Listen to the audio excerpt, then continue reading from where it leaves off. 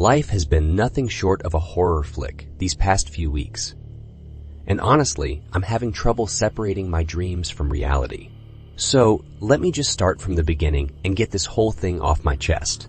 It started innocently enough about a month ago. I'd come home from a long day at the office, wearily dragging my body into bed and collapsing next to my wife, Sarah. Then the nightmare started. This isn't the first time I've had it. I've also experienced the exact same nightmare when I was a little boy, more than 25 years ago. The dream always begins the same, with me walking in the backyard of a beautiful rustic home. Birds chirping, sun warming my skin, butterflies landing on the flowers nearby. Then all of the noise suddenly becomes muffled, as if you're stuffing your ears with cotton. I become unsettled for a moment, but something tells me to go inside the house. I go for the door, but it opens without me touching it. At first, I only notice an unsettling shape in the dark, something resembling a humanoid figure. It's tall and appears to be a female, but I cannot distinguish its features. I take a step towards it, but I feel chills running down my spine. All of a sudden, I notice its face, clear as day, smiling at me. Then I see its mouth moving, with the smile never leaving its face. I hear the whispers. "Don't turn around."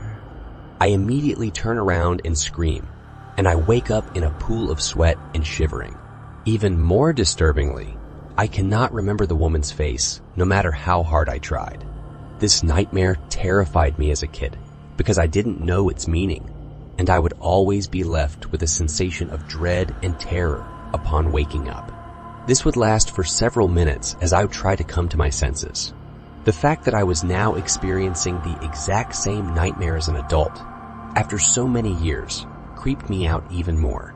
I didn't tell my wife what the nightmare was, just that I had a bad dream. No idea why I kept it a secret from her. Maybe I was hoping that, by not sharing it, it will go away. But it didn't. Each night, I would experience the same nightmare. Each night, the figure was there, a constant, ominous presence. Morning after morning, I'd wake up in a cold sweat, heart pounding, trying to shake off the awful sensation. Don't turn around.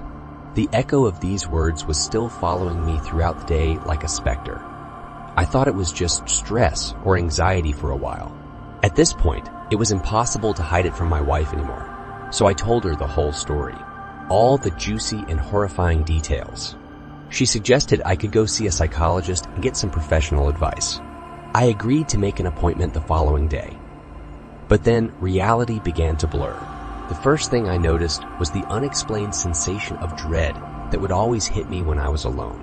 It only happened when I was alone. I would describe that as the creepy feeling of being watched by someone with evil intentions. This caused me to look over my shoulder more than once. Then I would hear shuffling noises, faint steps in the hallway, and even distant voices throughout the home. I discarded these experiences as most likely the result of my overacting mind. This brings us to one faithful day when everything changed. I was having my breakfast, ready to go to work. Sarah was with me in the kitchen, doing the dishes as I was eating and watching the TV. I was getting ready to take my final bite when I realized something. I wasn't hearing Sarah making any more noise with the dishes. I caught her silhouette with the corner of my eye, standing perfectly still and looking at me. The moment I turned my head, she turned around and resumed her work. "What?" I asked. "What?" She replied in return. "You were staring at me." "What? No, I wasn't." "Yeah, you were. I saw you." "I wasn't, though. What are you talking about?" "Listen, I know my wife, and I can tell when she's lying or messing with me. She wasn't doing any of that." Sarah appeared sincere, which made me rather nervous and uneasy. I shrugged my shoulders indifferently to overcome the embarrassing moment, but something didn't feel right to me. I told her I was getting late and stood up, got my keys, got out, and went to get the car. As I was walking toward the garage, I got that unnerving feeling of being watched again. I looked back instinctively. Sarah was at the window, staring me with her void gaze and a large and unnatural smile on her face. Only the mouth was smiling, while the rest of her face was carved in stone. She immediately disappeared behind the curtains as soon as our eyes met. I won't lie, that was the scariest moment of my life, and one that still haunts me to this day. I got home later that night, due to an unexpected meeting at work. A bit nervous, I would say. I knew I had to ask Sarah about the morning episode, and I wasn't sure how she would react. As I got home, dinner was ready, and Sarah was waiting for me. She was well-dressed and in a good mood. I forgot about my plans to confront her, and instead spent some quality time together. I fell asleep as soon as I hit the bed. Not for long, though. A noise I couldn't decipher at first. I opened my eyes, slowly coming to my senses, and looked around the bed. Sarah wasn't there anymore. I could still see her body's print on the soft mattress. Then the noise repeated, and my blood froze in my veins. It was that specific noise you make when clapping your tongue on the mouth palate. I immediately turned my head to observe Sarah like a statue in the middle of the room, looking at me. Her mouth was smiling, but her eyes weren't. She was looking at me with big, predatory, demonic eyes and a wide smile carved across the face. I didn't move a muscle and I tried to speak, but my mouth refused to articulate any sounds. Slowly, Sarah turned her body toward the door. Only her body.